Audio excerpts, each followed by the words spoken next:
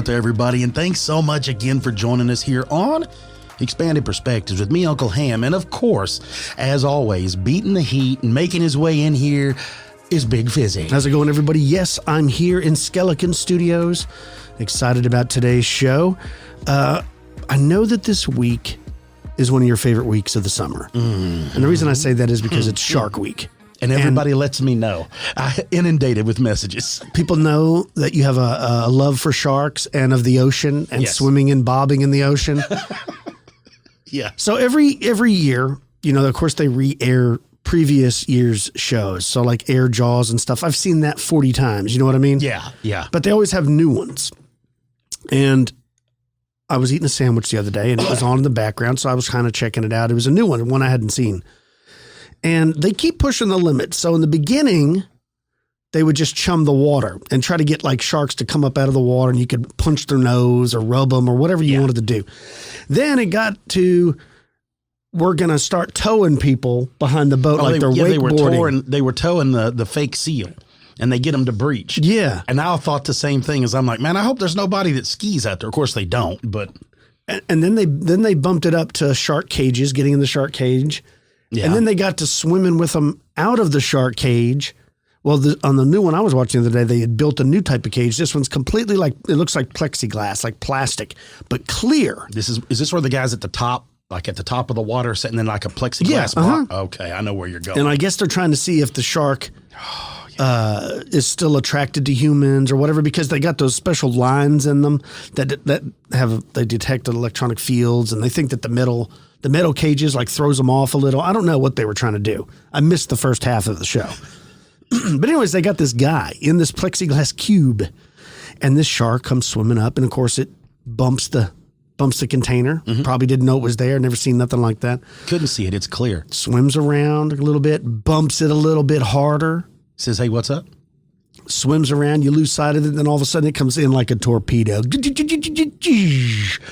Breaks the thing, is inside with the guy trying to eat him. Yeah.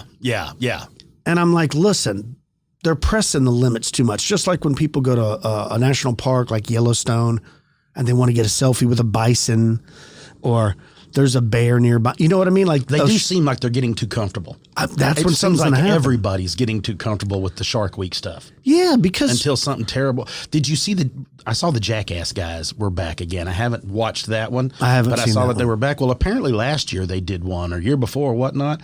And the dude jumps and lands in the water, like trying to wakeboard or do something silly, and lands, and one of them like bites his hand. And he had to have surgery, and he can't make a fist and all this. Yeah, that sounds awesome, right? And that's the first thing I thought of is I'm like, bro, it's getting, y'all are pressing your luck. Stop doing that. You're toying with it. You ever see the guys that camera? Just put the camera in the water. They got underwater drones. I've seen them use them. Just you've been to plenty of rodeos, and you see what happens when the clowns or the fighters tease the bull. Yeah. It works sometimes. Well, you always and want to sometimes it don't. You want to be the barrel man. You want to be the man in the barrel. You don't want to be the actual bullfighter. There's a guy that works the crowd that tells the jokes. Those are old bullfighters. Those are now the main guys, the barrel guys. The young dudes are and there's some of them are older that are still awesome, but the younger guys are the ones that are the bullfighter. But yeah, it never goes well for the bullfighters after a while. It's eventually going to get you. Yes. I mean, there's not a single one of them that hasn't been just stomped on, gored. They're missing a spleen, or, you know. I watch it. And in fact, what's funny enough is we have it on right now in studio.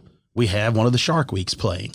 I love like the idea of it and seeing the whole thing, but it does unnerve me because I'm like, why do y'all, don't we know enough? Leave them alone, man. I'm sure if you go around Seal Island or whatever there in South Africa, the sharks are annoyed because these people have been jacking with them for like 8 years. They're like, what is the problem, bro? I'm out here do you like it when people mess with you when you're trying to eat? Here's what I did learn. I learned that the deeper you go, the bigger the sharks get.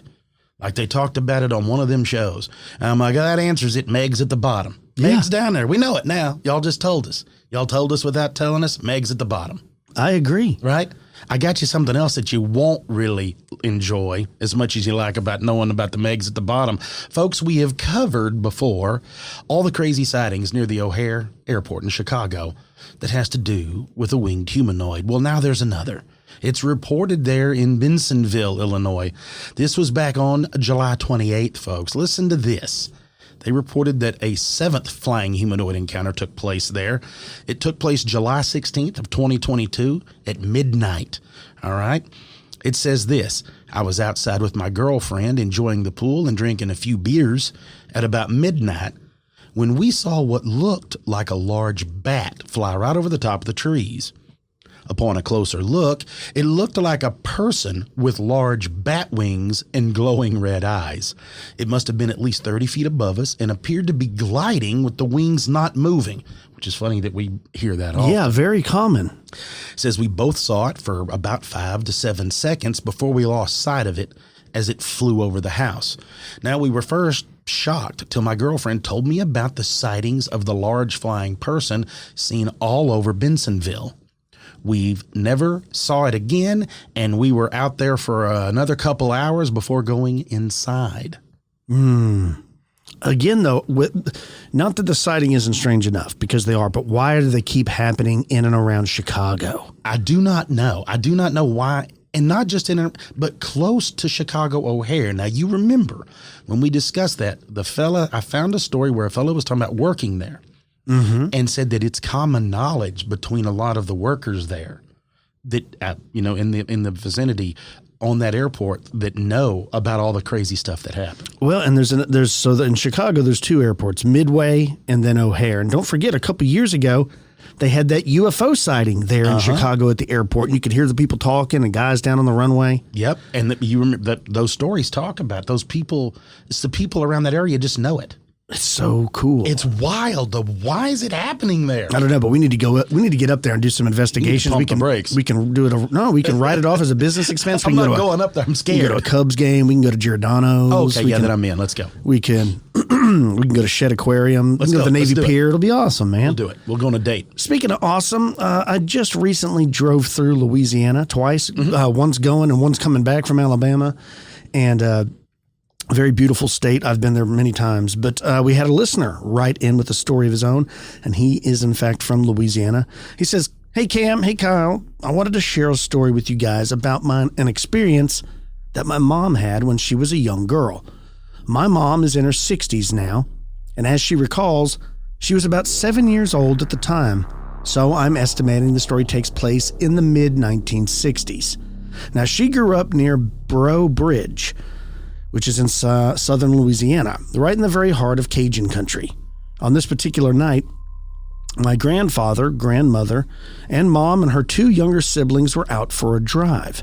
They had stopped for a bite to eat and were on their way back home when my grandfather remembered he needed to make a quick stop to pick up something for a coworker. By the time they arrived at the home, it had started raining, so my grandfather told him that it wouldn't be long and they should stay in the car while he went inside to chat with his buddy. So there they were, sitting in the car, a steady rain falling outside, when something draws my grandmother's attention. They were parked next to an old oak tree, and there were branches, and in the branches they could see this light. It was small and gave off a yellowish-orange glow. My mom remembers it looking very much like the flame of a candle. My grandmother told the kids to look out the window, and as they do, a second flame appears from behind a branch. The 2 lights begin to dart around, twirling, bobbing, and occasionally bumping into each other as if they were dancing a fast waltz. At some point, the flames must have noticed they were being watched because they began to move closer to the car. My mom specifically remembers giggling with her younger siblings, my aunt and uncle, because they thought it was funny that these flames were somehow dancing in the rain. As the lights reached the car, they really started to put on a show, almost like they were showing off now, like they had an audience. The flames continued to fly around, twirling and occasionally bouncing right up against the car window. This whole time, the flames had been dancing closely next to one another, but then they slowly drew apart and then came quickly back together in a collision, creating a third flame. My mom said she stared in amazement, trying to figure out exactly what she was looking at. Even at the age of 7, she knew what she was witnessing was something truly amazing and definitely out of the ordinary. The light show continued for another 2 to 3 minutes, and then at some point, the playful dancing stopped. The 3 flames became still and hovered in a straight line. A few seconds later, they started to slowly move towards one another, eventually merging into a single, larger flame standing roughly 5 to 6 inches tall. It hovered motionless for a few seconds and then shot off past the old oak, straight into the wooded area that bordered the property. So that's her story, guys. I've heard it many times growing up, whether it's my mom or my grandmother telling it. The details haven't changed. Now, admittedly, my grandmother has told me some pretty wild tales over the years, but something about this particular story is special. And that's because my mom was there to witness it too, and recalls it just as vividly as my grandmother. I have no idea what they witnessed on that rainy Louisiana night. Searching online, the closest thing I've come across is the old European tale of the will-o'-the-wisp. I've done a little research and found that many cultures have folklore that mentions something similar to wisps here in South Louisiana. We have our own version known as the Fae Folk or the Fae Folk, according to our French folklore. The ghostly Fae Folk flames typically is associated with mischief. These are the souls that have been sent back to do some sort of penance to make up for sins they committed while still living. A darker side of the legend describes them as the souls of children who have passed away before they were baptized and are now stuck in the in-between. Thanks for taking time to read this family story. I'm really curious to know if anyone out there has experienced anything similar to the Louisiana ghost flames. I absolutely love the podcast. Y'all do a phenomenal job, and I appreciate the time and effort you guys put into each and every episode. Your Cajun friend, Brian. Wow, Brian. Woo! You're right, though. It does remind me of some of the sightings of the will-o'-the-wisps. It does, yeah. The dancing lights. And I kind of saw something similar. If you've been listening to the show long enough, you know I have one and only paranormal sighting in my entire life, and that was while I was deer hunting. And I still, to this day, don't know what it was. Slightly bigger than a volleyball, like the size of a beach ball. Green-looking orb. Not super bright, but visible. And I saw it moving across the field against the wind. And to this day, I don't know what it was. I don't know what I saw, but I could see how someone could describe it as like a green flame or something. It just looked really bizarre, right? Sounds fey to me. I don't know if it was swamp gas or ball lightning or all the other crazy explanations scientists have come up with. What I saw was not like a natural phenomenon. It wasn't something in Mother Nature. Well, but I don't know what it was. You weren't the only one that saw it that night. I didn't, not just that night, but someone I know had seen it before because... And nobody, what's funny is none of y'all had ever talked about it until it was done. And then you're like, hold on. I had seen it and I just, I wasn't going to open my mouth. And then like weeks later, some other person was talking about it. I was like, wait a minute, you saw it too? And then, then it turns out like me and 2 other hunters have seen it. And now my cousin just bought some land that's really close to that spot. Yeah, like right down the road. Yeah, like within a mile. So maybe we can go check that out again. Insane. But it does sound fey, right? It does. Like that or your grandmother was a Creole witch, like something kind of had some awesome powers to do that kind of stuff. Yeah. But it sounds fey. And look, I can buy that down there. I mean, all through that area of Louisiana. Yeah, I just don't want to run into the Rougarou. Nope, I'm out on that But I got another cool story here. Now, this one was from a caller, a guy named Chris, who had a strange experience up in Oregon. Check this out. Hi, my name's Chris, and you can go ahead and use my name on the show. That's fine. So this happened in late spring in the year 2008 in Oregon. I was part of a herbal medicine workshop, and I was there with 6 other women. And so we had gone through our internship, and it was nearing the end of it, and we were granted a couple days off. So we decided to head over to the redwoods, to a place called Jedediah Smith State Park. So we had spent most of that day hiking around Stout Grove in the redwoods, and we had decided we were going to camp in the redwoods, but we made that decision kind of late, and we got in kind of late. I don't know what time it was. I'm guessing maybe around 10. But yeah, so we got in, and you know, it was a weekday, I remember, so there wasn't really that many people in the park.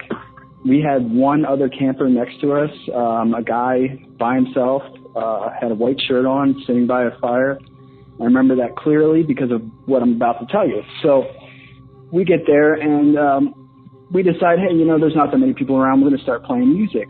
So we start, you know, the guitars come out, the drums come out. We start playing music and goofing off, and I guess we were getting a little rowdy. And as this is happening, I look at somebody else, and this woman standing across from me, and I see a pine cone hit her shoulder, just square hit her shoulder, and she looks at me with wide eyes, and then another one hit my foot, and she just her eyes are wide, my eyes are wide. I'm trying to figure out what's going on.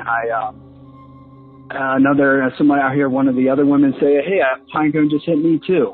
And so there's pine cones just literally raining down on us.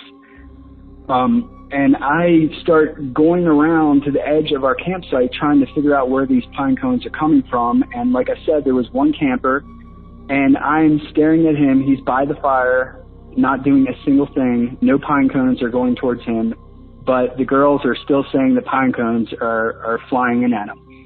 And so I'm running around the whole outside of the circle. I cannot tell where these pine cones are coming from.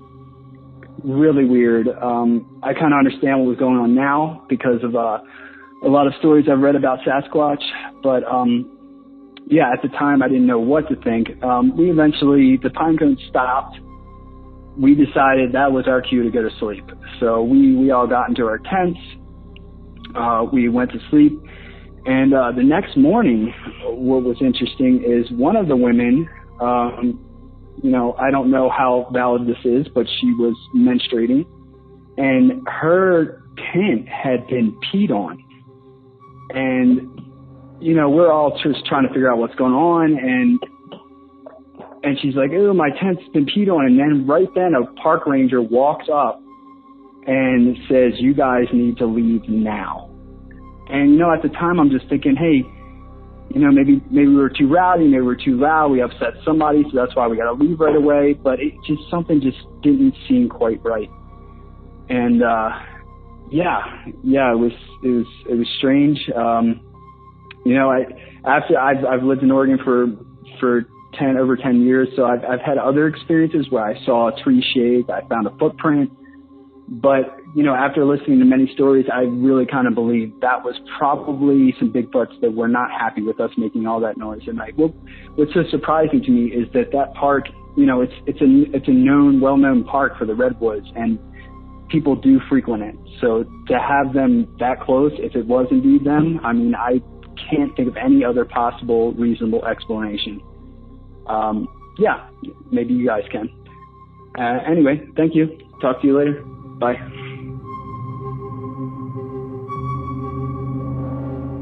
Very cool. Very cool. Yeah, Thanks for calling that in. Maybe Bigfoot didn't like y'all, you know, making a lot of racket. I mean, you guys were playing music and just having a good time in the woods, and he was trying to tell y'all to get out. You're not wanted, you know. I get it. Maybe it was just like a crotchety old Sasquatch, and like, these dang kids, yeah, right. You know, get out of here. Go on now, get. Yeah, I don't know. And when Finding Bigfoot would go to the woods and make all kinds of racket and want to shoot fireworks and all that stuff, maybe there is some backstory to it of maybe some crazy party, some old crotchety Bigfoots don't like it. Yeah, maybe. But speaking of the woods and guardians of the woods, let's take a break. And when we get back from the break, I'm going to be talking about some more fairy encounters. Stick with us. You're listening to Expanded Perspectives.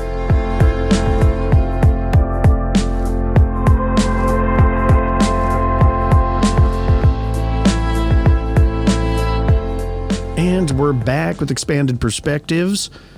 We recently did an episode about the Fae Folk, and a lot of people reached out and told us to do more, or sent me links to other sightings and things like that. So it is one of my favorite subjects to talk about, so I'm going to do a little more today. I know you got some more crazy leprechaun sightings. Well, and I got something I want to share with you, too, that I had spoken to someone here recently that had a it's what he describes as a trash bag dwindie, basically sighting. So I met a fella working on one of these job sites, an arborist here in town. Well, not here, he's from out of town, but he was here doing some work, and started talking to him, and ended up BSing for a good bit. We were talking about stuff going on. He's from California. He used to work out there, do a lot of landscaping and stuff out there. And so he was asking me, what do you do? And I told him about the podcast, and we were laughing about it. And he's like, you get anything crazy going on? And I told him one of my favorite new topics is the trash bag dwindies, right? Yeah. And told him how it all started in the whole deal. He's like, man. So he's like, I don't believe it was him. I'm trying to remember. I don't believe it was him. I believe it was his brother. He said had a sighting similar to that when they were younger in California. But he said what it was is it looked like, he described it as a large grocery sack is what he said. He and his little brother, and I forgot where they were at, but his little brother had this sighting, told him about it, but it looked like a grocery sack, he said, that had blown across the street or whatnot and stuck on a fence, like a chain link fence. Mm-hmm. Okay? Yeah. Just like you see trash blowing up on it the whole time. And he says that it went through the fence, like through one of the holes, almost like it turned to water. Oh, wow. So it sticks flat, and it's, I'm assuming the way he was describing it, it's the size of like a beach ball or something flat, like a big pizza, right? Like a pizza. Yeah. And the way it hits, of course, it's not that perfect shape, but it's a bag, and it hits to the fence, sticks, and says it like morphs or pulls through one of the chain link holes, pulls through that completely, and then goes to tumbling. Yeah, like imagine like a jellyfish, right? Yeah, kind of like that. It's something pulsing. Describes it as like waving, and for it to go through the fence, it's like it's had thought behind it to do it. Because if it was just a trash bag, it would have just stuck to the fence. Yeah, and that's what was funny is, and I brought it up and told him, and then like I said, we go back and forth. He's like, "What are those?" And I tell a few stories and discuss it, and then that comes up. Of course, I don't think it was him. I think he said it was his younger brother, that saw it, but it was something along. But I do remember him saying, "Hey, look, it stuck." And then pulled through. So if anybody's got anything of like that, because it didn't take the shape, right? Like we talk about with them, it didn't take any shapes, nothing like that. It just stuck and with thought moved through a chain link fence and then continued on. Yeah, but what is this thing? Is this like one of those biological entities that lives way up in the atmosphere and they're coming down? Is it something extraterrestrial? Is it some kind of time travel? Is sentient plastic? A spirit? What is it? Yeah. We recently got a sighting. I'll talk about it probably on the next show, but I'll give you the cliff notes. He was out like walking his dog. He was in an area that wasn't heavily wooded, but there was like, prairie land and some bushes here and there, and he saw this strange looking thing moving. He said he thought it was a black trash bag that you get like at a convenience store, not a full size like 15-gallon trash bag, just like a little 3 or 4 gallon bag. He said he watched it. It was moving against the wind, and he slowly realized that it wasn't a trash bag, although he didn't know what it was, and it went into this bush. And he couldn't see it, and he was waiting for it to come out. It never came out. So he's like, well, he got his phone out. He's going to walk up there with his dog and see what that is that went in that bush. When he got to the bush, like a cottontail rabbit ran out. He started digging around in that bush. That whatever that mass wasn't in there, but a rabbit come out. So he's thinking Fae. It transformed into that rabbit, or it went into like a portal in that bush. Nobody knows. Nobody knows. And he said that he heard it on our show, us calling it trash bag dwindie. Yeah. And he had to write it in. So I've seen a video, and you've seen the video, and I'm trying to get the person now to find the video again because it's been for a long time. But you remember the Dr. Steppage video of whatever that thing was that's running on the other side of that fence. Yes. So this video was from back in the early 90s. A friend of ours took it. Dr. Steppage took it on a hunting lease, right, where they were on the other side, and it looks like. For the better explanation, if you've ever seen around construction that white plastic house wrap, and that house wrap gets like stuck in a fence and then it gets ratty as the tails strip out, it looks like that at quite some distance. Mm-hmm. Running. It looks like this whole thing is running like a piece as big as a door, like it's the outline of something moving as it moves through mesquite trees. And then like clears a fence and continues to move through mesquite trees. Yeah. I remember then, like, what the hell is that? You know, nobody knows what this is. And of course, it's old video camera footage from on your shoulder back in the day. VHS tapes. Yeah. So it's, you can't make anything out, but otherwise it looks like that. So I always think of this stuff, and then what brings about the Fae and this just crazy encounters. But we're getting more and more stuff with all these trash bags, or these like trash bag shapes or styles. Dust bin dementors, yes, another exactly. name for it now, right? Yeah. It's become famous because of Sarah's email. Yeah, when it comes to these strange sightings, I mean, one of my favorite things to talk about is the sightings of the Fae, these little people, because they've been seen everywhere, all over the globe, many countries, but for some reason they seem to really be seen the most in the UK or like Finland, Sweden, Norway. I don't know why, but that part of the world seems to have more than any other, Ireland especially. You know, but they've been seen in England and Wales, Scotland, but a lot of them are in Ireland. And these go back quite a ways. So I went into looking like when would some of the very earliest sightings of these things are. And that's another thing. People don't really know what Fae Folk is, because it's different to different people. I think it's based on your interpretation. Some people think of them as like these kind nature spirits who are looking out for the trees and the plants and the animals. Some people are the opposite. Some people think they're malicious and they're tricksters and they're trying to pull one over on you. You know, you talked about it, never to accept food or candy or bread from these little people, or bad things will happen to you. But I've read these stories and sightings where I remember one where a fairy offered up this guy and his friend like a loaf of bread, but the loaf of bread was like the size of a book of matches. So he like ate the whole loaf, woke up like 4 hours later, doesn't know what happened. And that's why these sightings are so cool, because I definitely don't want to have a run-in with a dog man or a rake or something, but a little person, like a little gnome, to me, that would be cool. To see one. Yes. I've spoken to people in person who have seen them. We've heard about the Native American legends of the little people, the little hunters. You did a whole episode on little hunters. And how many times do people tell you that that's some of their favorite episodes? Yeah. Are the sightings of the little people over like Sasquatch and other things. And what's odd is there's a lot of those sightings and a lot of stories that come from Southwest Texas down into Mexico, over in Arizona, all of these desert areas. Right, which makes you wonder, like, what are these things? Are these our ancestors? Have they been here far longer than humans have? Are they aliens? Are they from another dimension? What are they? And so I started looking back into some of the earliest reported sightings. And this first one, this is as far back as I could get, was from a guy named John Beaumont. And he published this in his book called Treatise of Spirits. And this happened in 1705. And he wrote some details about his encounters with various spirits. Now, this is what he said. He said, being of a brown complexion and about 3 foot in stature, they had both black, loose network gowns tied with a black sash about their middles. And within the network appeared a gown of a golden color, with somewhat of a light striking through it.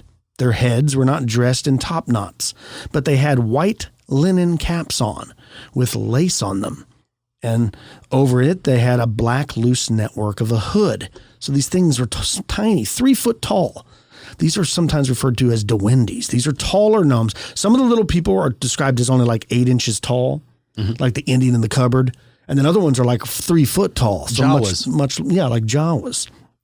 He said on one occasion, he saw them dance in a ring in his garden, and they would sing and they would be holding hands round, but not facing each other, but their backs turned to the inner part of the circle. He once asked them who they were, and they told him that they were an order of creatures superior to mankind and could influence our thoughts, and that their habitation was in the air. Now, this next witness was a well-respected 18th century cleric and one-time principal of the Independent Academy at Rotherham. And his name was Reverend Dr. Edward Williams. And he was born at Bafari, which is in Debigshire, North Wales. Sorry if I'm butchering the pronunciation of these towns, folks. I'm a Texan. You're going to have to let it go. And these events that he described in his book took place in 1757, when he was only 7 years old.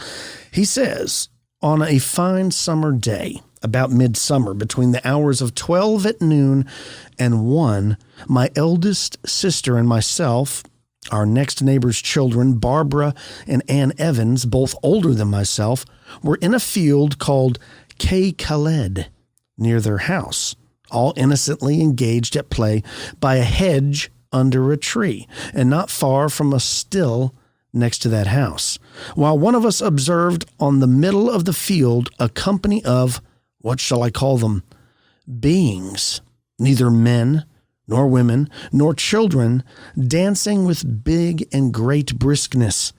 They were full in view, less than 100 yards from us, consisting of about 7 or 8 couples. We could not well reckon them, owing to the briskness of the motions and the consternation with which we were struck at a sight so unusual. They were all clothed in red, a dress not unlike a military uniform, without hats, but their heads tied with handkerchiefs of a reddish color, sprigged or spotted with yellow, all uniform in this as in a habit, all tied behind with the corners hanging down their backs, and white handkerchiefs in their hands held loose by the corners. They appeared of a size somewhat less than our own, but more like dwarves than children. On the first discovery, we began with no small dread to question one another as to what they could be, as there were no soldiers in the country, nor was it the time for May dancers, and as they differed much from all the human beings we'd ever seen. Thus alarmed, we dropped our play, left our station, and made for the still. Still keeping our eyes upon them, we observed one of their company staring from the rest and making towards us with a running pace. I, being the youngest, was the last at the still, and though struck with an inexpressible panic, saw the grim elf just at my heels. Having a full and clear, terrific view of him with his ancient, swarthy, and grim complexion, I screamed out exceedingly. My sister also, our companions, set up a roar, and the former dragged me with violence over the still on which, at the instant I was disengaged from it, this warlike Lilliputian leaned and stretched himself after me, but came not over. With palpitating hearts and loud cries, we ran towards the house, alarmed the family, and told them of our trouble. The men instantly left their dinner, with whom, still trembling, we went to the place and made the most solicitous and diligent inquiry in all the neighborhood, both at that time and after, but never found the least vestige of any circumstance that could contribute to a solution of this remarkable phenomenon. So it's kind of hard to get through. That's just the way people wrote back then. But basically, these kids were chased by this, dancing little gnome-like thing. And when they went inside and told the adults, like the men kind of seemed like they knew what they were talking about, like they had seen. They weren't surprised. Not really. That's never what you want. Like when you talk to someone about Bigfoot or any of that stuff and nobody's surprised by it, you're like, oh, yeah, man, I should have listened to y'all. It's like they knew what was going on. I don't know if they gathered and armed themselves. I could imagine people going out there with like a pitchfork or something because they know these things are could be potentially dangerous. I mean, and they seem, when it comes to fairy stories, a lot of times children see them. Oh, yeah. I mean, there's lots of sightings with men and women that are adults, but most of the time it's little children. And I don't know why. We've talked about this before many times. Do children somehow have an ability to see things that adults don't? Like, is it because of their innocence? Is it because of their purity? Or do they have some kind of sixth sense that just kind of goes away as you become an adult? Because whether it's alien abduction or face sightings or Sasquatch, it seems like little kids see it more often than adults. Anything and paranormal. I don't know why. Check this one out. This one's from a man who was walking home one moonlit night in 1842 when he suddenly came across a group of fairies. He says there might be a dozen of them, the biggest about 3 feet high, and the small ones more like dolls. Their dresses sparkled as if with spangles, like the girls at the shows wear on their dresses. They were moving around hand in hand in a ring, again with the dancing ring. No noise came from them. They seemed light and shadowy, not like solid bodies. I passed on saying, "The Lord have mercy on me, but them must be fairies." And being alone, then on the path over the field, could see them as plain as I do you. I looked after them when I got over the still. And they were still there, just the same, moving around and around. I ran home and called 3 women to come back with me to see them. But when we got to the place where they were all gone. I could not make out any particular things about their faces. I might be 40 yards from them, and I did not like to stop and stare at them. I was quite sober at the time. So again, with the dancing like fairy ring, what are they doing? Yeah, but didn't he say he asked 3 women to come back? Yeah. And help him? Maybe that's a pickup line. Like, that's a good move, right? Like, hey, girls, y'all want to come see some fairies? Like, I found them out here in the woods. Like, back then, that's the best way because it's light, right? Yeah. There was no light unless you had, like, a lantern. You could really impress a girl if you had a big lantern, but now you got jumping around fairy lights. That's all that dude was doing, looking for a date. Maybe. There was an author named W.Y. Evans Wentz who was collecting fairy lore in Ireland earlier this century when he was told by an old gentleman named Neil Colton, who was 73 years old at the time, about a sighting he had personally close to the shores of Ludurg in County Donegal. Again, I'm sorry if I'm butchering the pronunciation. And he said this probably took place around the middle of the 19th century. He said one day just before sunset in midsummer, again with the midsummer stuff, and I, a boy then, my brother and cousin and myself were gathering bilberries up by the rocks at the back of here when all at once we heard some music. We hurried around the blocks, and there we were within a few hundred feet of 6 or 8 of the gentlefolk, the Fae Folk. They were dancing. When they saw us, a little woman dressed in all red came running out from them and towards us, and she struck my cousin across the face with what seemed to be a green rush. I don't know what that is. We ran for home and as hard as we could, and when my cousin reached the house, she fell dead. Father saddled a horse and went for Father Ryan. Now, Father Ryan arrived. He put a stole about his neck and began praying over my cousin and reading psalms and striking her with the stole, and in that way brought her back. He said if she had not caught hold of my brother, she would have been taken forever. So is this like a Fae abduction that this priest and stuff somehow stopped? Again, we've heard of these stories where, the Pukwudgie, the legends of the Pukwudgie up in New England. There's lots of sightings and stories of these are like Fae folk that are troublemakers, and they're trying to lure you in, right? So that they can, who knows, do what? No one seems to know. Is that what's going on here? Where they're trying to freaking, abduct children? I think they just like either being completely left alone or messing with folks, because there's so many, like we've talked about, there are so many variations of these Fae encounters as we go through when we start talking about leprechauns and duendes and brownies and gnomes, right? I mean, This just goes goblins and gremlins. We all have to assume that, and they may not be, it's just the way we always are is compartmentalizing, but it may be that's all the different versions. There could be 1,000 more that we don't know of which one, but each one seems to be different. Not all seem to be mischievous and evil, and not all seem to be super loving and caring and light and fun, right? That's what's so weird is it's in an individual basis, much like human beings. Yeah. So it makes it feel more real to me when we discuss Fae is because it seems like it's on a case-to-case basis. Sometimes you get a real ass Fae guy, and then sometimes you get a cool one. Yeah, and they're often described as having the color red on for whatever reason. And some of them are little men. They've also seen little women. They can tell. And they haven't changed their outfits, right? Like, that's what's funny. After all these years, they all still dress exactly the same. Right. Which might be the move. Once you got a good coat, why can't I just keep buying the same coat? Maybe those little gnomes and all that stuff are just like little dads.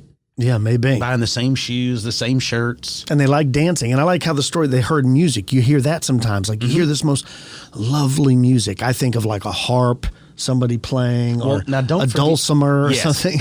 Like those garden gnome looking things, right? I remember us covering this a while back talking about red caps. the red caps were the evil versions of those little garden gnomes, remember? Because they talk about wearing different colored hats. So I guess it's like a gang. The red caps are just the evil ones with the little fangs and all that stuff. Oh, I thought when you said gangs, I was thinking like how the different gangs, like the reds would be the Bloods, right? Oh, yeah, of the garden gnomes. Yeah. Maybe so. Maybe there are groups.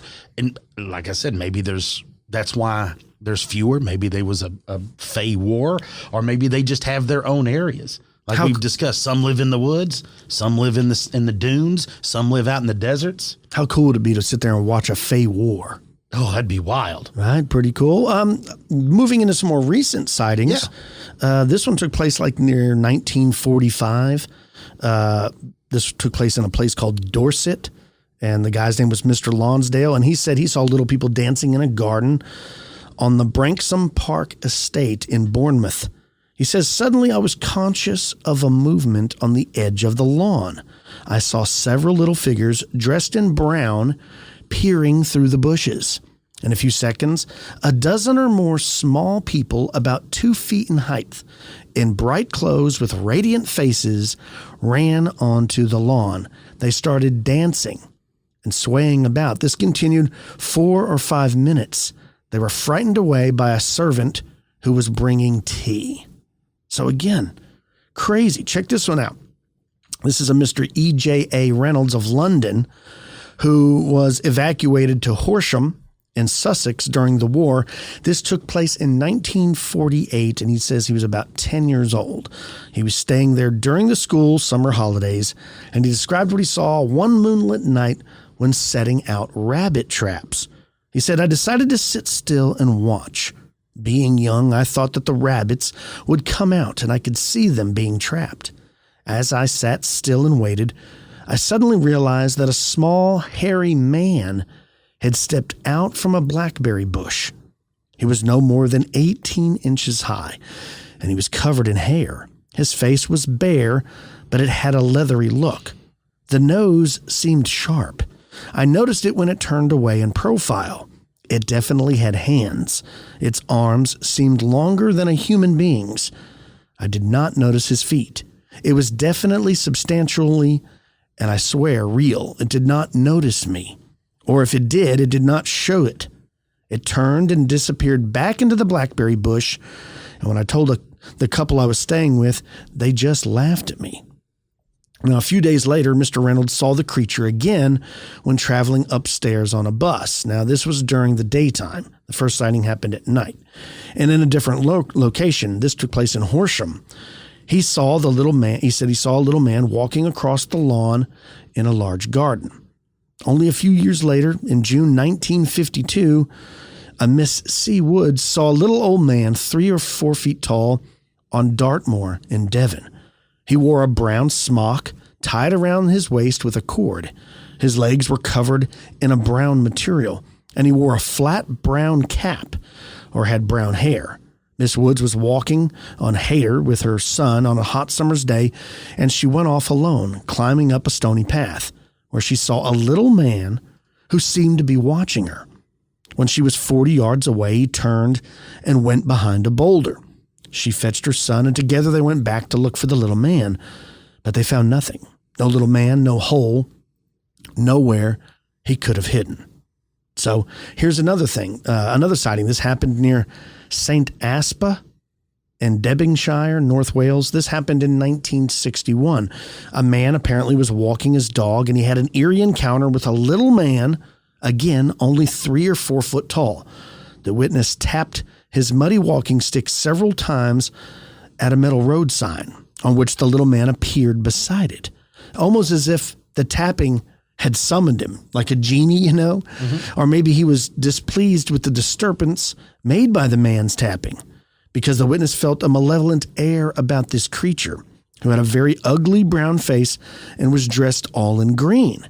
The dog also felt ill at ease, for he growled and raised his hackles. The little man suddenly disappeared, only after being there just a few minutes.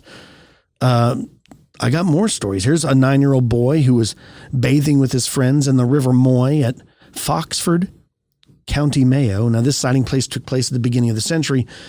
The boy later graduated at Trinity College in Dublin and was an Army officer in the First World War.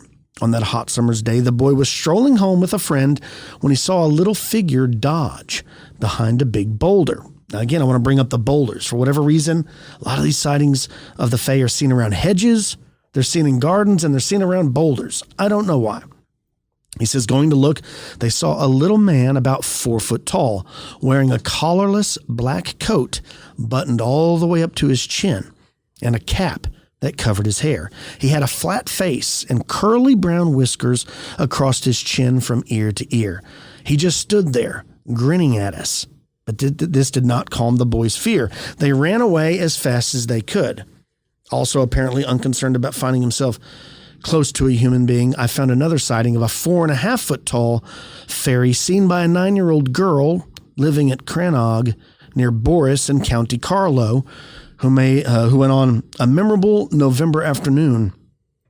They're out there fetching her father's cows home, is what she said she was doing. When she got off the field and was waiting for the cows to come through the gate, she saw a little man moving quickly in front of one of the cows. The beast tossed its head, whereupon the little man tapped it lightly on the nose with a switch of wood he was carrying. The girl saw that he had on a bright red coat, buttoned all the way up, tight buff trousers, and a close-fitting black cap turned up at the front. As he came past her, almost touching, the fairy looked up at her, then stepped across the ditch and disappeared into a grassy bank, walking into the earth as though there was no barrier there, but only a door, which, of course, for him, there may have been. So she's like working these cattle. They're coming through a gate. He sees this little man walk in front of the cow and then like kind of whacks the cow on the nose like, hey, I'm walking here. Walks right by her.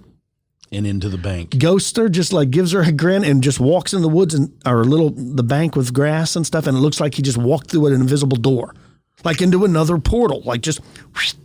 They can see the things that we can't, and they can pass through them. Right. Don't forget, there are a lot of missing people and people that go missing around granite fields. I know. Right around the boulders, the rocks. There's a lot of that happens. And not like, oh, they're down in it. They never find their remains. Ever. Yeah, they're just gone. Check this one out. A guy named John Byrne, who was moving a large bush with a bulldozer in November of 1959, claims that he saw there a 3 foot tall man that ran out from underneath it when he picked the bush up. 3 other men who were present also saw him as he ran across the field and over a fence. Under the bushes, the men found a large flagstone which appeared to be covering a hole. They tried to move the stone but could not shift it, even using gelinite, which failed to explode. Finally, the farmer removed his machinery and stopped the work on the site. So they were moving this big bush, and they found like a dwelling where a little dude ran out. That's crazy. It says a few years earlier in 1951, a little man dressed in black was seen by 2 girls walking along a country lane in the county of Wicklow. When they first saw him, he was standing in the road close to an old thorn tree. He was looking at them. They stopped, amazed, and gazed back at him. They later described him as 2 to 3 feet tall, youngish looking, dressed in all black with a black cap. Realizing he must be a fairy, they opened a gate into the field and ran inside, closing the gate behind them before running across the field. Now, looking back, they couldn't see the little man, but they did notice something strange about the size and shape of a kitchen clock on the top of the gate. What this might have been is anyone's guess. So why would there be like a clock on top of the gate? I don't know. Here's one that happened quite recently. This happened in early 1990. A 15-year-old named Brian Collins was on holiday in the Aran Islands off West Donegal. Now, while out walking early one morning, he saw not one but 2 little men fishing from a bank overlooking the sea. He says they were both about 3 foot tall. They were dressed in green. They had on brown boots. One had a gray beard and a flat hat. They were laughing and talking in Gaelic. And suddenly they jumped over the bank. When Brian went to look for them, they had gone, but they left a little pipe behind. He took it back to the house where he was staying. And he said he put it in a drawer and locked the drawer because he didn't want to lose it. When he went back later, opened the drawer, the pipe was gone. But he swears that he found this little pipe. These two little dudes are just sitting there fishing. So what are people seeing? How do you explain it? The more I listen to these, and again, like all the time, but I was just thinking about it recently now. How many stories back then didn't get shared? I How agree. many sightings went on back then that never, we always talk about it now and with Bigfoot and all that, but think about Fae sightings. How many back then were never shared and had really good ones? Because like you get made fun of, or you used to, not so much now. It's way more accepted now to talk about these things because of shows like ours, and everybody else that does it has helped break that stigma down. But back then it was bad. Like you could, and I know, of course, we're not talking about back in like, the early 1900s and things when everybody was going to seances and doing all this. We're talking about like in the 40s, right? And after the war. I don't imagine that was one of those things that everybody just forgave you of. It's like, oh man, I've been hanging out and seeing fairies and I've seen leprechauns. Like, I just don't think that's a thing. So I think of all the stories we don't have that could have led to more, probably just more questions, but at least a little more understanding. People seem to see them around livestock and stuff. I've heard of people finding their horses' manes braided. Yep. I know that some people have went as far as building a little house and leaving it in their garden, and they claim that they can tell something's coming and going, and their garden has grown better than it ever has before. Like they leave little gifts. It's like they seem to be handy sometimes. And then there's the complete opposite stories where they seem dangerous. Well, and in like we've talked about on the last show, you leave something out. In case something's missing, you kind of ask for what it is. Leave a little thimbleful of liquor out, and it'll show up. And it does make you wonder now, whenever you've misplaced your keys or something, because think about how small they are. They could easily hide around us now. There are raccoons, there's possums, there's all these things in cities now that people don't see except every now and then, unless you're out at the right time. So it could easily be the exact same way with the Fae. I agree. Well, let's take a break, folks. When we get back from the break, we can discuss more about small people, leprechauns, and Fae. Stick with us. You're listening to Expanded Perspectives.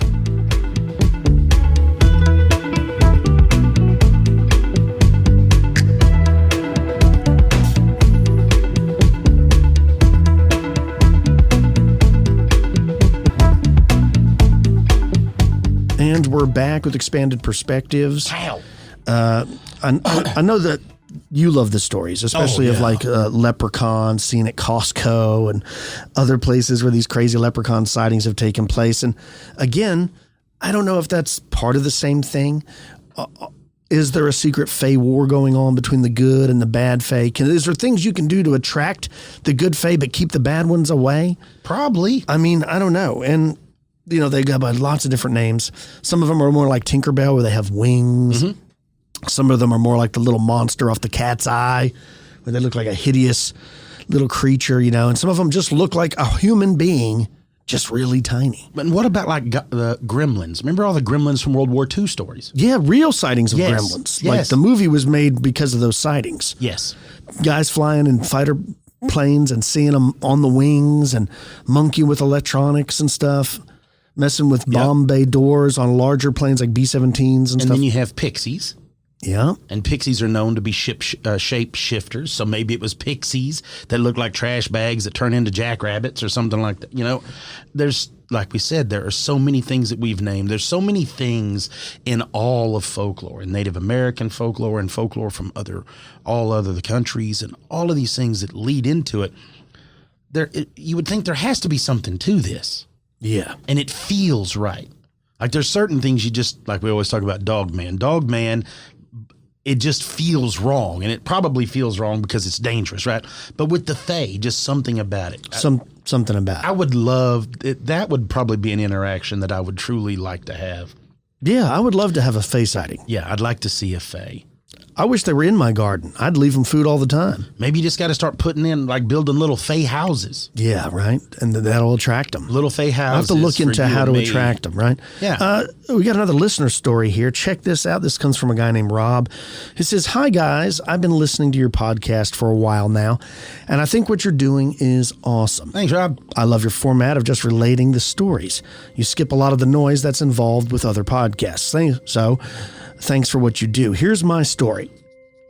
When I was 18, I moved out of my parents' place and rented a small mobile home in my hometown of Pickens, which is in upstate South Carolina. This was in the summer of 1992. It was a hot summer that year. It generally gets into the 90s around here, and the tiny old mobile home didn't have any air conditioning. I think it was the end of July, and I had just gone to bed around 11 p.m. I naturally had the windows all open as it was hot as hell in that little trailer. I could take that when I was a kid, but I think it would probably kill me now if I had to live that way. Anyways, I had almost fallen asleep. As a matter of fact, I was in that place right between the awake and asleep mode, if you know what I mean, and I started to hear something down across the field that sounded like wings, like insect wings. Now, in the almost asleep state I was in, I first thought I was hearing a helicopter, but soon I realized that it wasn't that at all. It sounded like a huge cicada, if you know how one of those sounds when they fly. This sound got closer and closer until it was right outside my room. Now, I heard this thing approaching from about a half mile away and heard it clearly all the way up to just outside my room. Then it came through a solid wall into my bedroom. And I kid you not, the room went ice cold. Almost like a reflex, I grabbed the covers and pulled them up to my neck. It must have gone from 80 degrees to 40 degrees instantly. No joke. So this flapping wing sound flew in circles around the ceiling in my room while I laid there in terror with my eyes pinched shut. I never opened my eyes. It was like something told me not to open them. Well, this thing made a couple of circles and then swooped down in front of me, and I could feel it right in front of my face. It felt like we were face to face, and I felt like it wanted me to open my eyes, but I didn't. It stayed face to face with me for a couple of seconds and then flew back up into the opposite corner of the ceiling of my room. Then the only way I can describe what it did next is a high-speed nosedive into my upper right thigh, and it went inside of me. My body went completely rigid. I was paralyzed with fear. I could feel that it wanted me to comply or give in somehow, but I resisted with everything I could muster. This went on for several seconds or minutes, for all I know, but I never gave in to it. After this happened for a time, it suddenly was back in my room and I could move again. It flew a couple more circles around the room, flew down the hallway, and disappeared. Now, naturally, I didn't sleep anymore that night, and I didn't sleep in that room for another year. Since this occurrence, I've never had that experience again. I did have several years of bouts with sleep paralysis, which I feel was sparked by this initial experience, but they were nothing like that first experience that I can't really explain.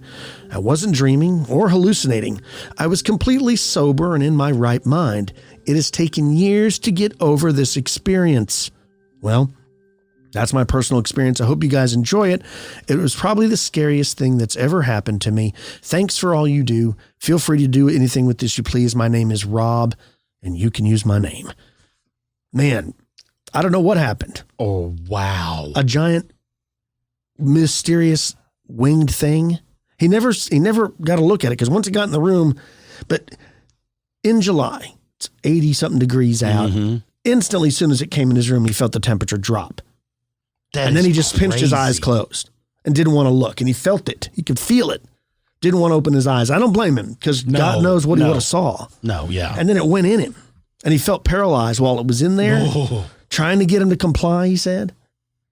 I don't know what it would have happened. Was it trying to steal him? I mean, he suggested it could have been a demon, but what was it? What was the Denzel Washington movie? where he's got, where it's by touch. What I'm saying. Right? I know exactly what you're saying.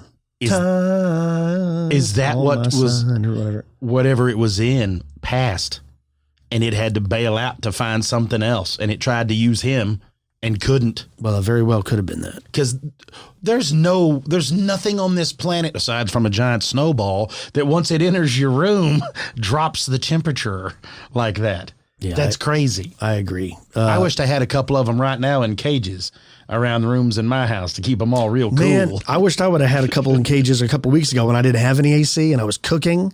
I'm going to put them in hamster balls. Like in Django where they dig that hole and they put you down in it in the heat. I mean, that's what I felt like. It just radiates once it gets in your house. You're just like, I just can't, there's no stopping it. Yeah. Hey, it's been rough and rocky around here. Also, big shout out for everybody in Kentucky going through all those floods, all that stuff down through there. It is terrible, man. It is. It is terrible. All the water, we wished we could take some off of y'all. But yeah, because between the floods over there, then we got wildfires and all the stuff around here. It's wild times. Everybody's struggling through it. Everybody's going through it, folks. We'll get through it. We always do. We'll all get through it. Right. If you have any stories you'd like to share with me and Cam, please don't hesitate. Email the show, expandedperspectives@yahoo.com, or you can call into the show, 888-393-2783. Let's not forget about our sponsors. Right now, Athletic Greens is going to give you a free 1-year supply of immune-supporting vitamin D and 5 free travel packs with your first purchase. Just go to athleticgreens.com/expanded. Also, Trade. Don't forget about them. Right now, Trade is offering new subscribers a total of $30 off your first order plus free shipping when you go to drinktrade.com/expanded. Cam, what do you got planned for the rest of your week? I'm going to go grab my granddaughter. We're going to have her over the night. Going to get to hang out with her some. And then we've got D&D coming up. Right on, and then that's about, otherwise I'm painting. Nice. I saw there's a new ice cream shop that just opened up. Oh, really? Right across from Pizza Place. Can't think of the name right now. You might have to take your granddaughter down there for some ice cream. Check out some ice cream. Right? Well, I hope everybody stays safe out there. Like Cam said, we'll get through it, folks. Before we get out of here, real quick, I just remembered, don't forget, if you want to see me and Cam in person. Yeah. We're doing a live show at the Panther Island Brewery in Fort Worth on Friday, October 28th. At 7 p.m. 7 p.m. Email us. Let us know if you're coming. Let us know who to look for. Yeah. We can have a couple beers. We can shoot the bull and talk about stuff and all that stuff. But make your plans. If you've never been to Fort Worth, it's an awesome town. There's lots of stuff to see, lots of hotels. I can give you a whole lot of good food. We could tell you all about the good food. And there's also what we're going to let y'all know is there's a lot of really weird, wild, interesting things you can visit while in the area, in the Metroplex. So you don't want to miss out. We're not the main draw. It's just going to be us telling stories, but you're going to get to meet some cool people that are going to be there hanging out with us. It's not going to be just me and Cam. We've got guest speakers. We got Lyle Blackburn. He's going to hang out with us. We got Mr. Nick Redfern. Mr. Mike Mays. Mr. Mike Mays. It's going to be a good time. So if you want something cool to do there towards Halloween, come on out to the first ever Expanded Perspectives live show there in Fort Worth, Texas. Till next time, folks, that's about all the time we have for this episode. I'm Kyle. He's Cam. Peace, y'all.